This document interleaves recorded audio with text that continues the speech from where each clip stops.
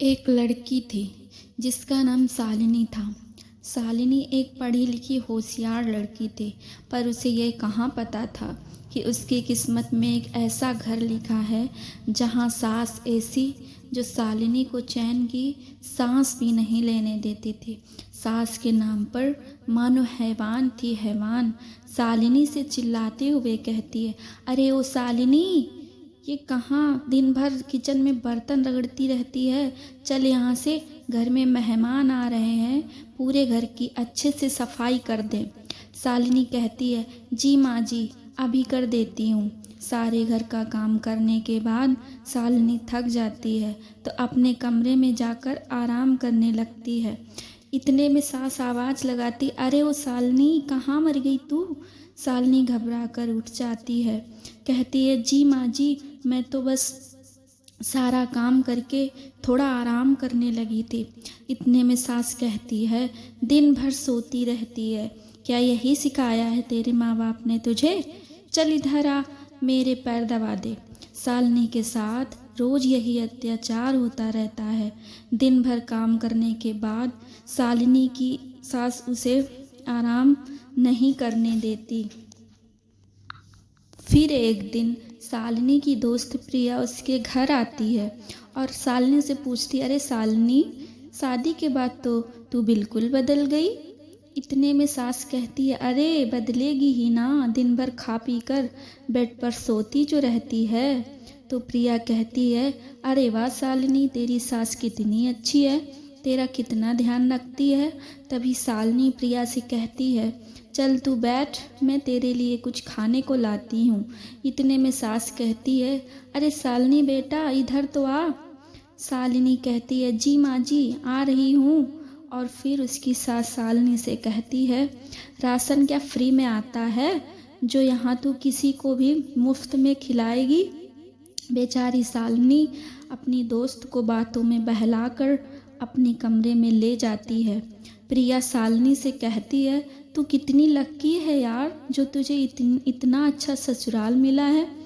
यह सुनकर शालिनी रोने लगती है। प्रिया कहती है, अरे शालिनी, तुम रो क्यों रही हो। शालिनी प्रिया से कहती है, दिन भर मैं घर का काम करती हूँ, मेरी तबीयत भी ठीक नहीं रहती है और तो और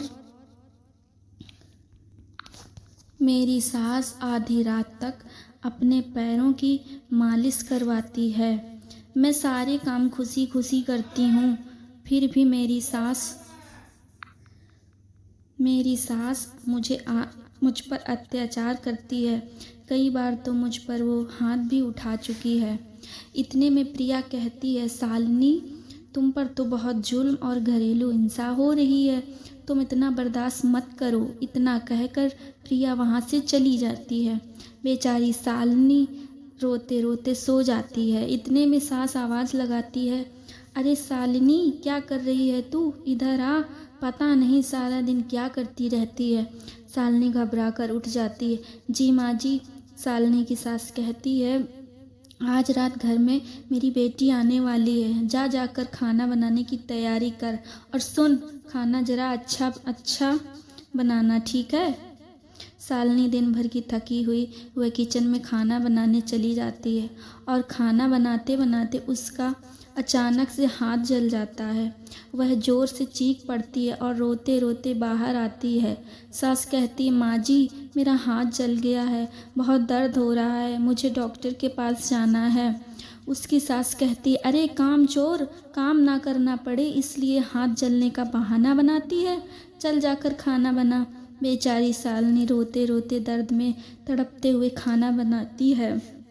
तब तक उसकी ननद भी घर आ जाती है। फिर सब खाना खाते हैं। तभी शालिनी की ननद मुंह बनाते हुए अपनी माँ से कहती है, माँ, ये कैसा खाना बना है, इसमें तो कोई स्वाद ही नहीं है, इससे अच्छा तो हम बाहर से खा लेते। इतने में शालिनी की सास चिल्लाने लगती है, कोई भी काम ढंग का नहीं करती है, इसका क्या करूं मैं। और जब रात में शालिनी का पति घर आता है तो शालिनी की सास अपने बेटे को सारी बात बताती है। शालिनी कहता है आज तुमने इतना बेकार खाना बनाया था कि मेरी बहन यहाँ से भूखी चली गई। अरे मैं तुझसे शादी करके फंस गया। अगले दिन शालिनी अपने कमरे से बाहर आती है। इतने में सास आवाज़ लगाती, अरे बहू, घर का राशन ख़त्म हो गया है, जाकर बाजार से ले आ। लेकिन शालिनी को बहुत तेज़ बुखार था। शालिनी रोते हुए कहती, माँ जी, मुझे बहुत तेज़ बुखार है, मैं नहीं जा पाऊँगी, आप ही चली जाओ। इतने में सास कहती है, तुम्हारी इतनी हिम्मत कि तुम मुझे ऑर्डर दे रही है, और कहती है जाकर चुपचाप राशन ले आ, ज़्यादा नाटक मत कर, पता है मुझे तू कितनी बीमार है। शालिनी चली जाती। बाजार में उसे उसकी दोस्त प्रिया मिलती है। प्रिया पूछती है, अरे शालिनी, तुम्हारा हाथ कैसे जल गया, और तुम्हें तो तेज़ बुखार भी है, और कहती है तुम्हारी इतनी तबीयत खराब है फिर भी तुम बाजार राशन लेने आई हो। शालिनी रोते हुए कहती है, तो मैं क्या करूं, मेरी सास मुझे चैन की सांस भी नहीं लेने देती। तो प्रिया, शालिनी, तुम अपने मम्मी पापा से इस बारे में बात क्यों नहीं करती। शालिनी रोते हुए कहती है, क्या करूं प्रिया, मेरे पापा हमेशा बीमार रहते हैं, मैं इसलिए उनको ये सारी बातें बताकर परेशान नहीं करना चाहती हूँ। अगर मेरे कारण उनको कुछ हो गया तो मेरी माँ का क्या होगा, कौन रखेगा उनका ध्यान। प्रिया और शालिनी आपस में बात कर ही रहे होते हैं कि तभी प्रिया का फ़ोन बजता है। अरे सरिता आंटी, मुझे क्यों फ़ोन कर रही हैं। ये कहते हुए शालिनी फ़ोन उठाती है कि सरिता आंटी कहती है, बेटा शालिनी, तेरी सास की बहुत ज़्यादा तबीयत ख़राब है, तू जल्दी से घर आ जा। शालिनी ऑटो पकड़ती है और घर आ जाती है। तभी देखती उसकी सास बेहोश पड़ी है। शालिनी कहती, माँ जी उठिए, क्या हुआ है आपको। लेकिन उसकी सास को होश नहीं आता है। तभी शालिनी ऑटो बुलाती है और उन्हें हॉस्पिटल ले जाती है। हॉस्पिटल में उनके सारे चेकअप होते हैं कि तभी डॉक्टर शालिनी को बताते हैं, शालिनी जी, आपकी सास की किडनी ख़राब हो गई है, और हाँ शालिनी जी, जल्द से जल्द दूसरी किडनी का इंतज़ाम करिए, वरना उनका बच पाना मुश्किल है। ये सुनकर शालिनी बहुत घबरा जाती है और अपने पति को फ़ोन करती है और सारी बात बताती है।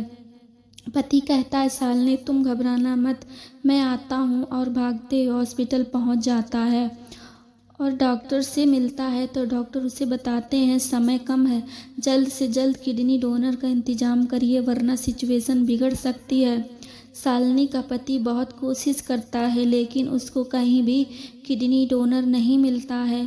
तभी डॉक्टर आते हैं और कहते हैं, आप ही क्यों नहीं देते अपनी माँ को किडनी। डॉक्टर की ये बात सुनकर शालिनी का पति घबरा जाता है और बहाना बनाते हुए कहता है, अरे डॉक्टर साहब, भला मैं कैसे दे सकता हूँ अपनी किडनी, मुझे तो पथरी है। तभी डॉक्टर शालिनी की ननद से कहते हैं, आप माँ की किडनी, कहते हैं आप तो स्वस्थ हैं, आप ही दे दीजिए अपनी माँ को किडनी। इतने में जवाब मिलता है, अरे डॉक्टर साहब, मैं कैसे दे दूँ, मेरे तो छोटे छोटे बच्चे हैं। अपने पति और ननद की ये बात सुनकर शालिनी डॉक्टर से कहती है, डॉक्टर साहब, मैं दूंगी अपनी किडनी, सास को किडनी, और कहती है आप लोग ऑपरेशन की तैयारी कीजिए। इस प्रकार शालिनी अपनी किडनी देकर अपनी सास की जान बचा लेती है। और जब शालिनी की सास ठीक हो जाती है तो डॉक्टर उनको बताते हैं, आप